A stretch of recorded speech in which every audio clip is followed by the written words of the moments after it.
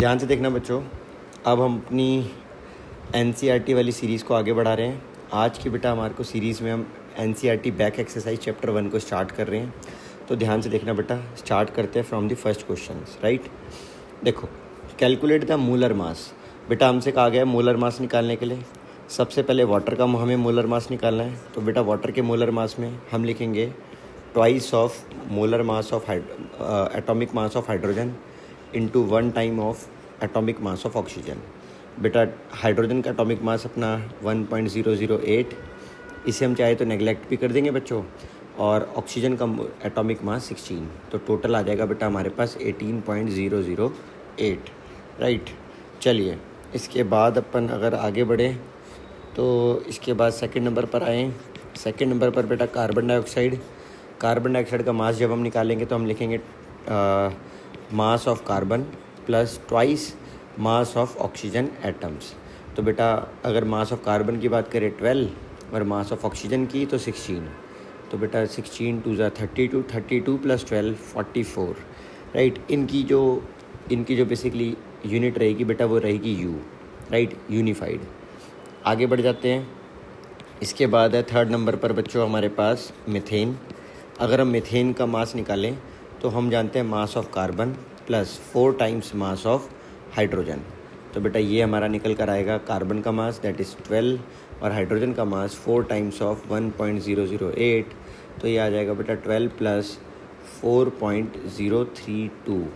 Right, तो अगर हम ऐड करेंगे तो आ जाएगा 16.032 यूनिफाइड। राइट, चलिए बच्चों इसके बाद अपन आगे बढ़े तो कहाँ पहुँचेंगे। तो बेटा हम पहुँचेंगे मीथेन तक हमारा हो चुका है डन। चलो इसके बाद बेटा हम आ जाते हैं सेकंड नंबर क्वेश्चन पर। ठीक है, सेकंड नंबर क्वेश्चन हमसे क्या कह रहा है। सेकंड नंबर क्वेश्चन हमसे कह रहा है कि आपको एक सोडियम सल्फेट के अंदर इसमें अलग अलग एलिमेंट्स का आपको परसेंटेज बताना है। बेटा सोडियम सल्फेट ये हमारे सामने है Na2SO4। सोडियम सल्फेट के अंदर हमें हर एक इंडिविजुअल एलिमेंट का बेसिकली हमें क्या बताना है, परसेंटेज बताना है। बेटा हमने एक बात पढ़ रखा है, हमने एक बात जो पढ़ा हुआ है क्या, कि मास परसेंटेज ऑफ सोडियम जो रहेगा वो रहेगा बेटा mass of sodium divide by mass of Na2SO4 और बेटा प्लस आपका रहेगा इंटू 100। अगर मैं बोलूँ सिमिलर वे में अगर मैं आपसे बोलूँ मास परसेंटेज ऑफ सल्फ़र क्या रहेगा, तो बेटा mass of sulphur divide by mass of Na2SO4 plus आप जानते हो बेटा वो रहेगा 100। और अगर मैं बोलूँ मास परसेंटेज ऑफ ऑक्सीजन क्या रहेगा बेटा, तो वो रहेगा आपका mass of oxygen. Right, 4 oxygens के मास जो हैं बेसिकली, जैसे यहाँ पर हमारे को 2 सोडियम के डालने होंगे, divide by mass of Na2SO4। Right, mass of Na2SO4 into 100। बच्चों अगर ये आपको समझ आ गया है तो अब ज़रा ध्यान से सुनना और समझना है। देखो अगर एक Na2SO4 की बात है तो बेटा इसका मास क्या होगा, इसका मास रहेगा ट्वाइस ऑफ सोडियम का मास जो कि है 23, सल्फ़र का मास जो कि है 32, ऑक्सीजन का मास जो कि है 4 टाइम्स ऑफ 16। तो बेटा अगर हम देखेंगे तो हमारे पास ये निकल कर आएगा, इसे सम अप वगैरह करने पर 142। राइट, ये आपने याद रखना है, इतना ग्राम पर मोल आपका मास निकल कर आ जाएगा। राइट, अब आप देखोगे बेटा अगर मैं इसकी परसेंटेज निकालूं तो आप देखोगे यहाँ पर क्या, देखो बच्चों ध्यान से देखना, हम लिखेंगे मास ऑफ, सबसे पहले हम लिखेंगे बेटा क्या, सबसे पहले हम लिखेंगे मास ऑफ सोडियम वो है 23, 2 इंटू 23। 2 सोडियम है बेसिकली, एक आपका एक Na2SO4 मॉलिक्यूल के अंदर, एक Na2SO4 कंपाउंड के अंदर आप देख सकते हो 2 मॉलिक्यूल है। तो 2 इंटू 23 डिवाइड बाय 142 इंटू 100। बेटा यहाँ पर परसेंटेज हमारा निकल कर आ जाएगा ऑलमोस्ट 32.39%। अगर हम बात करें सल्फ़र का तो सल्फ़र का निकल कर आएगा 32 डिवाइड बाय 142 इंटू 100। तो बेटा ये परसेंटेज हमारा निकल कर आएगा 22.54%। आगे बढ़ जाएं अगर हम, तो बेटा अगर हम देखें ऑक्सीजन का परसेंटेज क्या रहेगा, तो ऑक्सीजन का परसेंटेज बेटा हमारा निकल कर आएगा कहीं ना कहीं 4 times of 16 divide by 142 into 100। तो बेटा ये परसेंटेज हमारे पास आएगा 45.07%। आई होप यहाँ तक आपको समझ आया होगा। अब हम नेक्स्ट क्वेश्चन पर बढ़ रहे हैं बच्चों।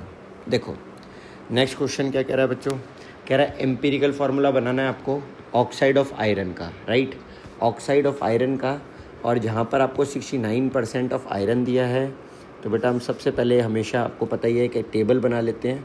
तो टेबल में हम सबसे पहले लिखते हैं एलिमेंट कौन कौन से हैं, राइट, फिर हम लिखते हैं बेटा परसेंटेज, फिर हम लिखते हैं बच्चों गिवन मास, फिर बेटा हम लिखते हैं उनका मोल्स।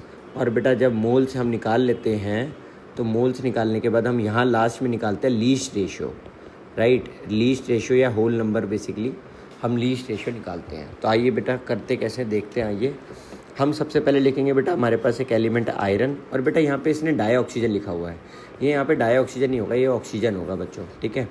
तो यहाँ पर हम ऑक्सीजन लिखेंगे। और बेटा इसने बोला है परसेंटेज कितना, 69.9%। और बेटा यहाँ पर इसका परसेंटेज दिया गया 30.1। बेटा अगर इसका परसेंटेज इतना है तो इसका गिवन मास हो जाएगा बेटा 69.9 ग्राम। बेटा इसका गिवन मास हो जाएगा प्यारे बच्चों 30.1 ग्राम। बेटा इसके बाद आप देखोगे मोल्स, तो बेटा गिवन मास अपॉन में, देखो गिवन मास अपॉन में मोलर मास, तो गिवन मास अपॉन में मोलर मास। बेटा आयरन का मोलर मास हमारे को दिया गया 55.85 होता है बच्चों, ये याद कर लो, राइट, ये याद करने की चीज़ है कि आयरन का मोलर मास, एटॉमिक मास जो होता है वो होता है बेटा 55.85, और ऑक्सीजन का एटॉमिक मास होता है बच्चा 16। तो बेटा ये देखोगे आप, आपका गिवन मास है 30.1 और मोलर मास हो जाएगा बच्चों आपका, या एटॉमिक मास जिसे हम कहेंगे वो हो जाएगा 16। बेटा अगर आप इन्हें काटोगे तो काटने के बाद प्यारे बच्चों हमारा निकल कर आ रहा है, मान लीजिए रेशियो यहाँ पर आएगा आपका 1.25, और बेटा यहाँ पर वैल्यू निकल कर आ रहा है आपका ऑलमोस्ट 1.88। बेटा जब आप इनमें से जो सबसे स्मॉलेस्ट वैल्यू है, जब आप उस वैल्यू से बची हुई टर्म्स को डिवाइड करोगे, दोनों टर्म्स को डिवाइड करोगे, स्मॉलेस्ट नंबर से बेसिकली दोनों टर्म्स को हमें डिवाइड करना होता है। डिवाइड करने के बाद बेटा हमारे यहाँ पर 1 और हमारे यहाँ पर 3/2 आएगा, राइट, ये ऑलमोस्ट 1.5 आएगा। तो आप ये कह सकते हो बेटा कि आपका आयरन, आपका ऑक्सीजन ये 1 है, ये 1.5 है। बेटा इसे बेसिकली हम इसे अगर हम कहें, इसे हम होल नंबर में लाने के लिए इसे हम क्या करते हैं, इसे हम इंटू 2 और इसे इंटू 2 मल्टीप्लाई कर लेते हैं। तो अल्टीमेटली हमें जो मिलेगा वो क्या मिलेगा कि आयरन आपका 2 है और ऑक्सीजन आपका 3 है। तो बेटा हमारा एम्पिरिकल फार्मूला जो बन जाएगा, एम्पिरिकल फार्मूला जो हमारे पास बन जाएगा बच्चों, वो हमारे पास बन जाएगा Fe2O3, राइट। आई होप ये आ गया होगा आपको समझ। चलिए बेटा इजी क्वेश्चन था।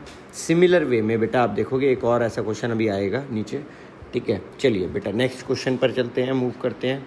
नेक्स्ट क्वेश्चन क्या कह रहा है बेटा हमारे से कि कितना कार्बन डाइऑक्साइड पैदा होगा जब 1 मोल कार्बन को बर्न किया जाएगा, 1 मोल कार्बन को बर्न किया जाएगा 16 ग्राम ऑक्सीजन के साथ, और 2 मोल कार्बन को बर्न किया जाएगा 16 ग्राम डाई ऑक्सीजन के साथ।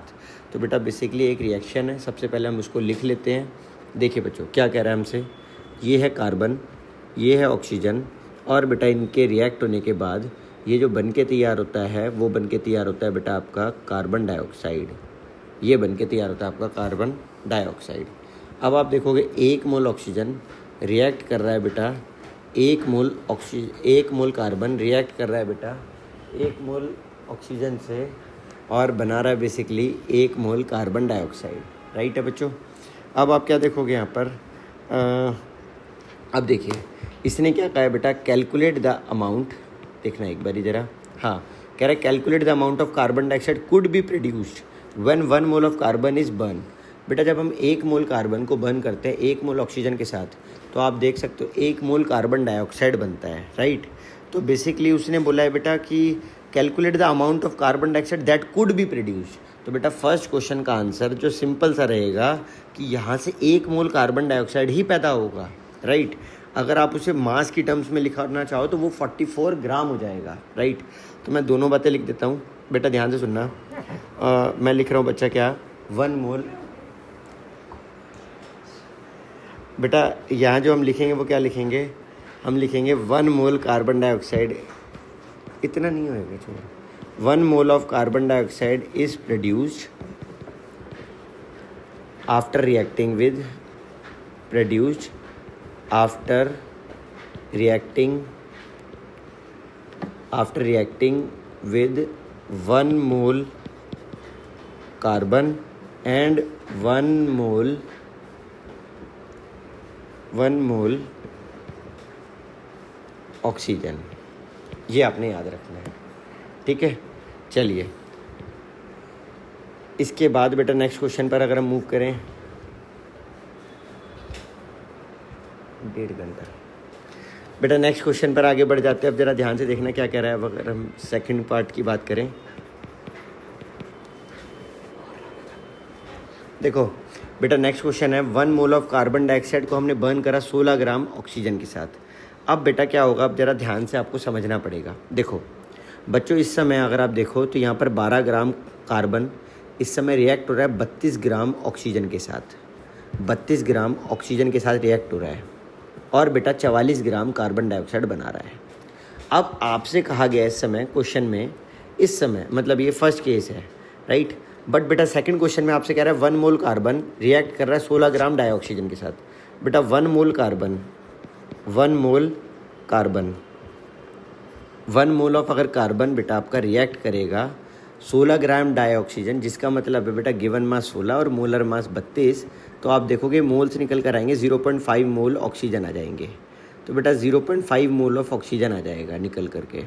अब आप देख सकते हो बेटा 1 मोल जो होता है वो एक ही मोल के साथ रिएक्ट करता है। यहाँ पर 0.5 मोल ये आने का मतलब है कि ये इस समय लिमिटिंग रिएजेंट की कैटेगरी में आ गया।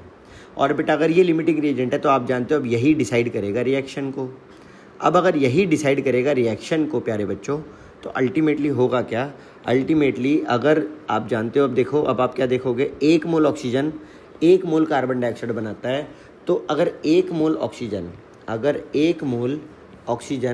1 मोल कार्बन डाइऑक्साइड बनाता है, 1 मोल कार्बन डाइऑक्साइड बनाता है, तो आप देखोगे इस समय 0.5 मोल हमारे पास मौजूद है ऑक्सीजन, तो वो इस समय 0.5 मोल ही कार्बन डाइऑक्साइड बनाएगा। आई होप यहाँ तक आ गया होगा आपको समझ। डन, आगे बढ़ जाते हैं बच्चों। इसके बाद तो इसका आंसर हो गया बेटा 0.5 मोल आंसर हो गया, याद रखना इसका आंसर हो गया 0.5 मोल। अब बेटा हमारे हैं थर्ड पार्ट पर, तो बिल्कुल ध्यान से देखना। थर्ड पार्ट देखो बच्चों, कह रहा है 2 मोल कार्बन डाइऑक्साइड बर्न करा गया। बेटा 2 मोल कार्बन डाइऑक्साइड बर्न करा गया 16 ग्राम ऑक्सीजन के साथ। बेटा आप देखो 2 मोल कार्बन, 2 मोल अगर हम कार्बन की बात करें, 2 मोल ऑफ कार्बन की अगर हम बात करें, और बेटा हमसे कहा गया 16 ग्राम डाइऑक्सीजन। बेटा अभी भी प्यारे बच्चों आप जानते हो 16 ग्राम का मतलब 0.5 मोल ही रहेगा। तो बेटा 0.5 मोल ऑक्सीजन जो है आप जानते हो अब इस समय अभी भी ये 1 मोल से रिएक्ट करता है। इस समय 2 मोल है, तो बेटा ये 2 मोल से ही रिएक्ट करेगा। इस समय आप समझ सकते हो ये ऑक्सीजन अभी भी लिमिटिंग रिएजेंट ही है। तो बेटा ऑक्सीजन येट अभी भी लिमिटिंग रिएजेंट है, तो इसका भी आंसर बेटा सेम हो जाएगा, यही सेम सिचुएशन। इस समय लिमिटिंग रिएजेंट ये है, तो इसीलिए यही डिसाइड करेगा रिएक्शन को। तो बेटा ऑक्सीजन ही डिसाइड करेगा रिएक्शन को, और ऑक्सीजन डिसाइड करेगा रिएक्शन को, तो इसका आंसर सिमिलर होगा बच्चों जैसा कि हमारा ऊपर वाले पार्ट का है। तो यही सेम टू सेम बातें ये दोनों की दोनों हम यहाँ पर भी मेंशन कर देंगे। आई होप यहाँ तक समझ आ गया होगा कि यहाँ पर भी एक्चुअली में हमारे पास 22 ग्राम कार्बन डाइऑक्साइड कह लो, या तो क्योंकि देखो बेटा 1 मोल का मतलब है 44 ग्राम, तो बेटा 0.5 मोल का मतलब क्या होगा, 22 ग्राम कार्बन डाइऑक्साइड ही बनेगा। 22 ग्राम कार्बन डाइऑक्साइड आधा हो जाएगा बेटा, ठीक है। चलिए आई होप यहाँ तक अच्छे से समझ आया होगा बेटा ये वाला क्वेश्चन 1.4। नेक्स्ट क्वेश्चन पर मूव करते हैं 1.5 पर। ध्यान से सुनना बच्चों, करना कैसे है। देखो बेटा क्वेश्चन नंबर 1.5 देखिए बच्चों क्या कह रहा है कि calculate the mass of sodium acetate, जो चाहिए इतना मोलैरिटी सॉल्यूशन बनाने के लिए 500 ml सॉल्यूशन से, और जिसमें कि हमारे को मोलर मास दिया गया है सोडियम एसीटेट का। ये देखिए बेटा अब इसे करना कैसे, आइए देखते हैं। बेटा हमने एक फार्मूला सीखा है कि मोलैरिटी इक्वल टू जो रहता है वो रहता है बेटा क्या, given mass of solute divide by molar mass of solute, into में बेटा हम लिखते हैं वॉल्यूम ऑफ सॉल्यूशन, और वो मिलीलीटर में होता है, उसे लीटर में कन्वर्ट करने के लिए हम इनटू 1000 कर देते हैं। बेटा इस समय क्वेश्चन के अंदर हमें वॉल्यूम ऑफ सॉल्यूशन 500 ml दिया गया है। बेटा इस समय हमें मोलैरिटी 0.375 मोलर दी गई है, राइट। हमारे को मोलैरिटी 0.375 दी गई है। बेटा गिवन मास इस समय हमें निकालना है, गिवन मास इस समय हमें फाइंड आउट करना है, और बेटा हमें मोलर मास इस समय 82.0245 ग्राम पर मोल दिया गया है। नाउ प्यारे बच्चों, अब हमें कुछ नहीं करना था, हमें एक्चुअली में सारी वैल्यूज़ को पुट करना है, हमें सारी वैल्यूज़ को पुट करना है और हमारा आंसर आ जाएगा। नहीं होगा, चलो बेटा देखो, अब ज़रा हम पुट करेंगे तो हमारे को मिलेगा 0.375, ये हमारी मोलैरिटी हो गई। गिवन मास हमें कैलकुलेट करना है, 1000 ही रहेगा, डिवाइड बाय मोलर मास की जगह हम 82.0245 इंटू वॉल्यूम के प्लेस पर बेटा हम 500 ml पुट कर देंगे। तो अल्टीमेटली जो हमारे पास आएगा वो क्या आएगा, इससे अगर हम इसे कट करेंगे 2 आएगा, 2 से इसे कट करेंगे तो ये कहीं ना कहीं 41.01225, और बेटा इसे अगर हम उधर जाके मल्टीप्लाई करेंगे तो हमारे पास मोलैरिटी मतलब गिवन मास ऑफ सॉल्यूट, बेटा ये कहीं ना कहीं हमारा निकल कर आएगा आपका, ये कहीं ना कहीं आपका जो निकल कर आएगा, एक सेकेंड, राइट है बेटा, यहाँ तक तो हमारा बेटा ये जो हमारा निकल कर आएगा ये आएगा 15.38 ग्राम, ये हमारा आंसर आ जाएगा। आई होप यहाँ तक डन हो गया होगा सभी को। ठीक है, नेक्स्ट क्वेश्चन पर मूव करते हैं। देखो नेक्स्ट क्वेश्चन अब हमसे क्या कह रहा है, इसको समझना, बढ़िया क्वेश्चन है बच्चों। देखो कह रहा है calculate the concentration of nitric acid in moles per litre. बेटा देखो कभी भी लिखा जाए कंसंट्रेशन निकालनी और वो भी मोल्स पर लीटर में, इसका मतलब वो मोलैरिटी ही मांग रहा है। मोलैरिटी को मांगने के डिफरेंट तरीके अपनाता है एग्जामिनर। तो देख लो आपके सामने है, मोल्स पर लीटर का क्या कहने का मतलब है। वो देखो सीधा सीधा मोलैरिटी भी लिख सकता था, बट उसने नहीं लिखा, उसने सीधा सीधा नहीं लिखा, उसने घुमा के लिखा, बट वो मांग आपसे मोलैरिटी ही रहा है। बच्चों आपको दे क्या रखा है, आपको दे रखा है डेंसिटी ऑफ सॉल्यूशन जो कि है 1.41 ग्राम पर ml। हमारे को डेंसिटी दिया हुआ है, हमारे को बोला जा रहा है कि मास परसेंटेज नाइट्रिक एसिड का 69% है। बेटा आप जरा ध्यान से सुनना, अगर mass percentage of nitric acid का अगर 69% है, इसका अल्टीमेटली ये मतलब होता है कि ये 69 ग्राम HNO3 मौजूद है आपका 31% ऑफ वाटर में, जिसका सिंपल सा मतलब हो जाएगा बच्चों कि एक्चुअली में 31 ग्राम आपका वाटर है, 31 ग्राम आपका वाटर है। अगर आपको यहाँ तक सारी बातें समझ आ गई हैं तो हम आगे बढ़ते हैं। अब ज़रा ध्यान से सुनना और समझना। देखो बेटा क्या आएगा अब इसके आगे की कहानी। तो देखो बेटा इसके आगे की कहानी आएगी क्या, एक मिनट रुकना बच्चों। देखो इसके आगे क्या आएगा, इसके आगे आएगा हमारे को निकालना मोलैरिटी। तो बेटा हम लिखेंगे molarity equal to given mass बेटा सॉल्यूट का, मोलर मास बेटा सॉल्यूट का, into volume of solution millilitre में, इनटू 1000 ताकि वो लीटर में कन्वर्ट हो जाए। बेटा अगर हम एक बार देखें तो नाइट्रिक एसिड का जो मोलर मास रहता है वो रहता है हाइड्रोजन का 1, नाइट्रोजन का 14, ऑक्सीजन का 16×48, तो टोटल करोगे तो 63 ग्राम पर मोल आएगा। तो बेटा हमारे पास मोलर मास दे रखा है 63 ग्राम पर मोल। बेटा हमारे को गिवन मास दे रखा है 69 ग्राम। वॉल्यूम ऑफ सॉल्यूशन प्यारे बच्चों हमारे को नहीं दिया गया है। अब देखो इस वॉल्यूम ऑफ सॉल्यूशन क्योंकि हमें नहीं दिया गया है तो हम यहाँ पर एक फार्मूला लिखेंगे, density of solution equal to mass of solution divide by volume of solution.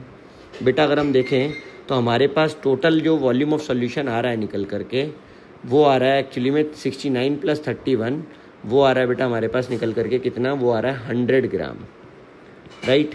तो बेटा अगर हम यहाँ पे 100 ग्राम डाल दें, डेंसिटी को हम नीचे ले जाएं और वॉल्यूम को हम ऊपर ले आएँ तो ये हो जाएगा वॉल्यूम इधर, और डेंसिटी बेटा हमारे को दी गई थी ऑलरेडी 1.41, तो इसे हम यहाँ पुट करने वाले हैं।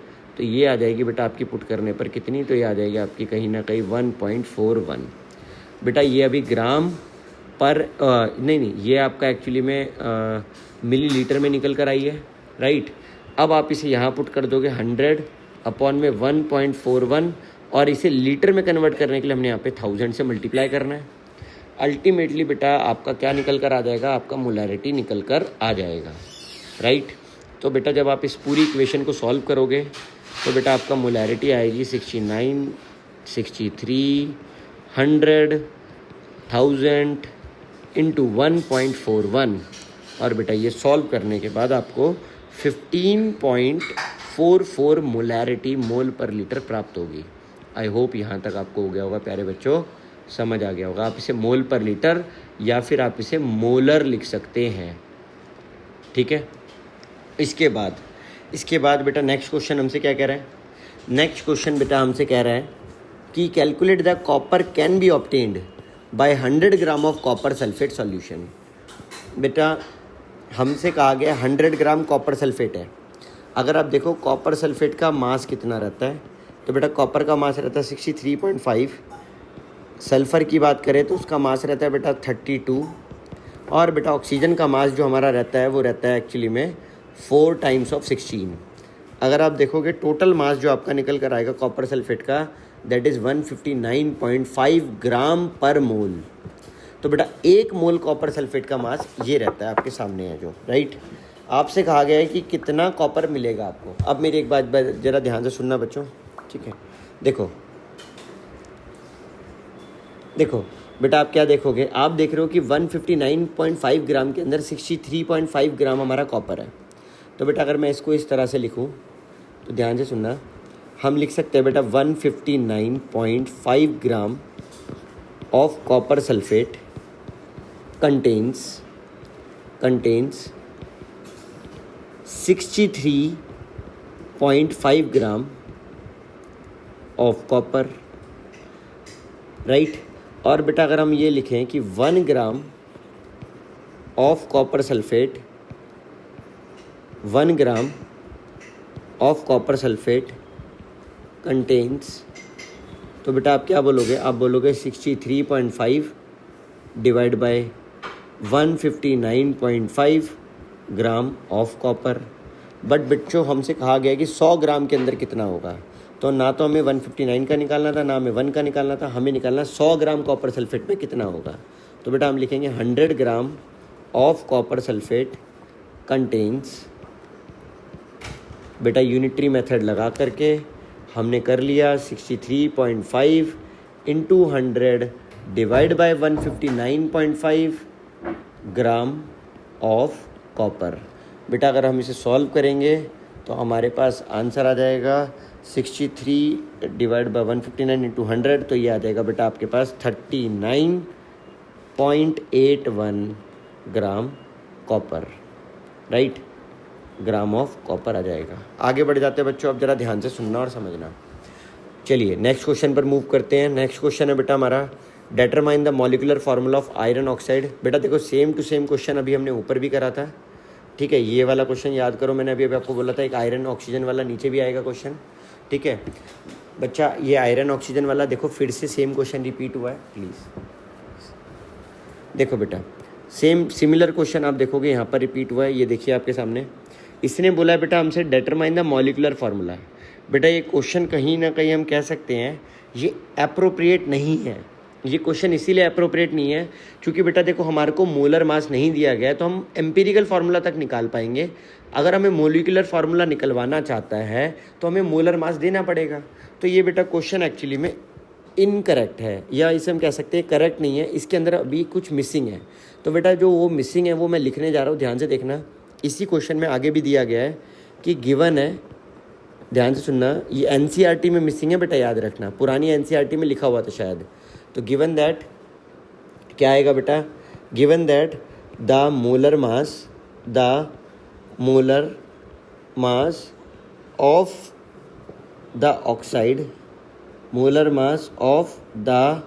ऑक्साइड इज 159.69 ग्राम पर मोल। ये बेटा एक्चुअली में मिसिंग था इस क्वेश्चन में।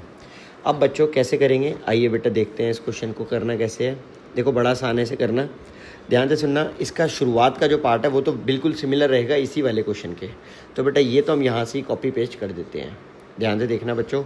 ये चीज़ तो आपकी सिमिलर आ जाएगी यहाँ पर, इसको तो हमें छेड़ना भी नहीं है, ठीक है, ये तो आपका एज इट इज़ आ जाएगा। अब ज़रा ध्यान से देखना, ये तो हमारा एज इट इज़ आ जाएगा यहाँ पर, इसे हमें नहीं छेड़ना था बेटा। अब ये देखो, ये हमारे पास एम्पीरिकल फार्मूला बन चुका है। यहाँ तक हम एम्पीरिकल फार्मूला तक बना चुके हैं, Fe2O3 तक बेटा। अब हमें निकालना है मॉलिकुलर फार्मूला बेटा। अब ज़रा ध्यान से सुनना बच्चों, मॉलिकुलर फार्मूला निकालने के लिए हम क्या करेंगे बेटा? मॉलिकुलर फार्मूला जो होता है उसे निकालने के लिए हमें करना होता है, जो भी हमारा एम्पीरिकल फार्मूला होता है उसको हमें करना होता है n टाइम्स मल्टीप्लाई। उसे हमने करना होता है बेटा क्या? n से मल्टीप्लाई बेटा। अगर हम बात करें n क्या होता है, तो बेटा n होता है आपका molecular formula mass divide by empirical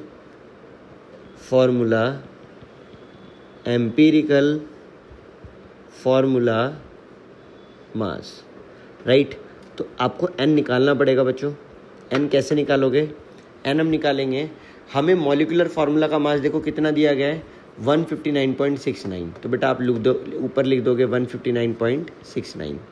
और बेटा आप देखोगे आपका एम्पीरिकल मास कितना निकलेगा आपका, तो आप जानते हो Fe2O3 का आपका जो निकल कर आएगा बेटा, वो निकलेगा ट्वाइस ऑफ आपका Fe का हो जाएगा बेटा 55.85 बेटा। ऑक्सीजन का हो जाएगा थ्राइस ऑफ 16।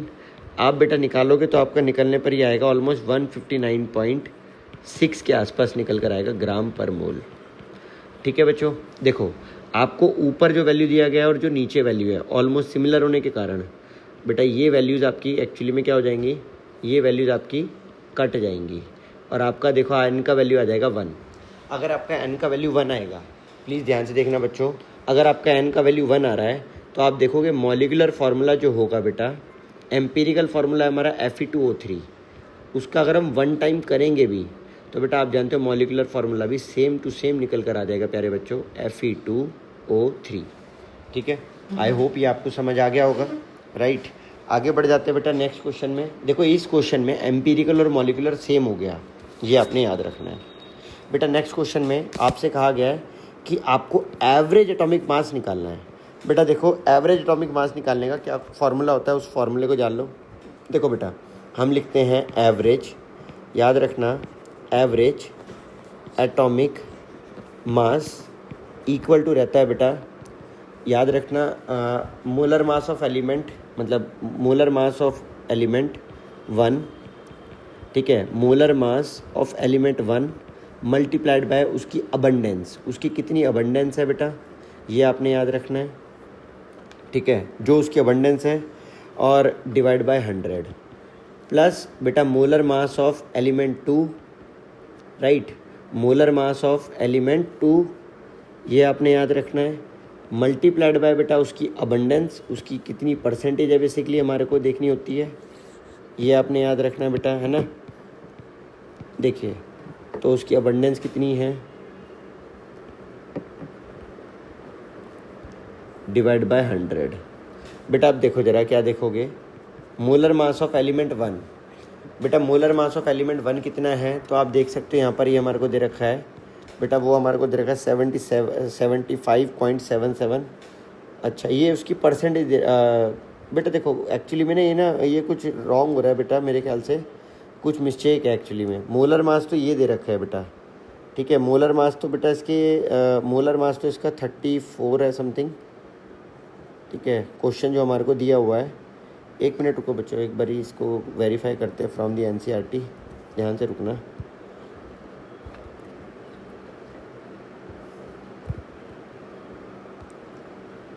अगर हम NCERT से वेरीफाई करें तो ये हमारा आ रहा है बेटा कितना, ये हमारा आ रहा है फर्स्ट,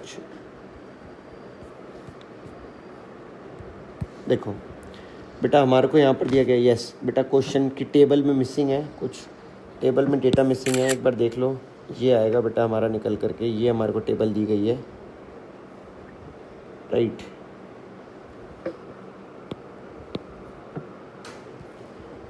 आ जाओ बच्चों, देखो आपके सामने है, अपने पास जो टेबल दिया गया है वो ये है बेटा, एक्चुअल टेबल ये है, ठीक है, ये रॉन्ग टेबल है, इसे हम हाइड कर देते हैं। और देखो अब जरा ये एकदम करेक्ट क्वेश्चन बन चुका है बेटा। आप देख सकते हो आपके पास एलिमेंट मोलर मासेस क्या दिया गया, सबसे पहले ये मास दिया गया बेटा आपको 34.9689 और बेटा इसकी अबंडेंस दी गई है 75.77 डिवाइड बाय 100। बेटा मोलर मास सेकंड आपको दिया गया 36.9659 और बेटा इसकी अबंडेंस दी गई है 24.23%। राइट। अगर बेटा आप जब इसे सॉल्व करोगे तो सॉल्व करने के बाद आपका ऑलमोस्ट मोलर मास जो निकल कर आएगा वो आएगा बेटा 35.4527, जो अप्रॉक्स बेटा 35.5 हम कह देते हैं कि क्लोरीन का मास होता है। वो आई होप आपको समझ आ गया होगा कि वो उसके दो आइसोटोप्स, एक आइसोटोप क्लोरीन का जिसका मास 35 होता है, दूसरा आइसोटोप जिसका मास 37 होता है, उन दोनों का एवरेज मास हम पढ़ते हैं बेटा। जो इन दोनों का एवरेज मास होता है वो निकल कर आता है 35.5। आई होप ये समझ आ गया होगा, ये फिक्स हो गया होगा। चलिए नेक्स्ट क्वेश्चन पर मूव करें। नेक्स्ट क्वेश्चन बेटा हमसे क्या कह रहा है, कह रहा है 3 मोल्स ऑफ इथेन आपको कैलकुलेट करना है। Number of moles of carbon atom, number of moles of hydrogen atom and number of molecules of ethane कितने होंगे। देखो बेटा 3 मोल्स ऑफ इथेन है। बेटा आप जानते हो एक मॉलिक्यूल ऑफ इथेन की अगर मैं बात करूं, एक मॉलिक्यूल ऑफ इथेन C2H6 की अगर मैं बात करता हूं तो बेटा एक मॉलिक्यूल ऑफ इथेन में आप कह सकते हो कि आपके पास 2 कार्बन के एटम है। ठीक है, आपके एक मॉलिक्यूल ऑफ इथेन में 2 कार्बन के एटम है, 2 कार्बन एटम है एंड 6 हाइड्रोजन एटम है। 6 हाइड्रोजन एटम मौजूद हैं। राइट। हम कह सकते हैं कि एक मॉलिक्यूल में बेटा आपके एक मॉलिक्यूल में आपके बच्चे कहीं ना कहीं हम कह सकते हैं कि एक मॉलिक्यूल ऑफ इथेन के अंदर आपके 2 कार्बन के एटम और 6 हाइड्रोजन के एटम हैं। अगर हम आगे देखें तो बच्चा हम क्या देखेंगे, हम देखेंगे कि कहीं ना कहीं number of molecules, number of moles of carbon atom, कितने कार्बन एटम मौजूद हैं, वो भी 3 मोल्स ऑफ इथेन। बेटा हमारे को दिया है 3 मोल्स ऑफ इथेन। तो बेटा अगर हम देखें 3 मोल्स ऑफ इथेन के अंदर अगर हम देखेंगे तो बेटा हमारे पास 3 मोल्स ऑफ कार्बन एटम होंगे, 3 मोल्स ऑफ कार्बन एटम होंगे एंड हम कह सकते हैं 6 मोल्स ऑफ हाइड्रोजन एटम होंगे। राइट। बेटा मैंने एक ही इक्वेशन से 2 बातें आपको समझा दी हैं। तो बेटा इसने पूछा सबसे पहली लाइन में कि number of moles of carbon atom, कितने number of moles of carbon atom होंगे। तो बेटा आप यहाँ पर सिंपल आंसर लिख सकते हो कि यहाँ पर बेसिकली नहीं बेटा यहाँ पर इंटू 2 भी करना था हमारे को। अच्छा एक के अंदर 2 होते थे ना, तो बेटा यहाँ पर हमारे को एक्चुअली में 3 इंटू 2 करना होगा। तो यहाँ पर आ जाएगा बेटा answer 6 moles of carbon atoms, पहले पार्ट का आंसर। ठीक है। और बेटा यहाँ पर हमारा 6 होता था एक मॉलिक्यूल में। ठीक है। और वो देखो अभी 3 मॉलिक्यूल है, तो बेटा हम यहाँ पर इंटू 3 कर देंगे। क्यों कर देंगे आपको समझ आ ही गया होगा। एक के अंदर 3 होता था, बेटा यहाँ पर 3 की बात हुई है तो 3 के अंदर बेटा आपका देखो, एक बार ही रुक जाओ, एक बार मैं फिर से आराम से समझा देता हूँ। ठीक है। अभी ज़रा ध्यान से देखना बच्चों, क्या देख रहे हो। देखो आप देख रहे हो एक में 3 था, एक में 2 था और ये 6 था। तो सबसे पहले आप 2 और 6 लिख दो, सबसे पहले आप 2 और 6 लिख दो। फिर बेटा आप जानते हो अब हम 3 की बात कर रहे हैं, तो आप इसे इंटू 3 कर दो और आप इसे भी इंटू 3 कर दो। तो बेटा ये आपके 6 आपके कार्बन एटम आ गए और आपके 18 आपके हाइड्रोजन एटम आ गए। तो 6 moles of carbon atom and 18 moles of hydrogen atom. तो बेटा आंसर आ जाएगा फर्स्ट पार्ट का 6 मोल्स ऑफ कार्बन एटम। उसने पूछा नंबर ऑफ हाइड्रोजन एटम्स कितने होंगे, कितने मोल्स होंगे, तो बेटा आप लिख दोगे 18 मोल्स ऑफ हाइड्रोजन एटम। और बेटा आपसे पूछा गया number of molecules of ethane कितने होंगे। अब बेटा एक बार ज़रा ध्यान से सुनना। बेटा आप जानते हो 1 मोल ऑफ एनीथिंग में, 1 मोल ऑफ एनीथिंग के अंदर हमारे 6.022 इंटू 10 की पावर 23 ऑफ एनीथिंग होता है। वो एनीथिंग का मतलब आयंस, वो एनीथिंग का मतलब मॉलिक्यूल्स, वो एनीथिंग का मतलब कुछ भी हो सकता है। राइट। आयंस, मॉलिक्यूल्स, एलिमेंट कुछ भी हो सकता है।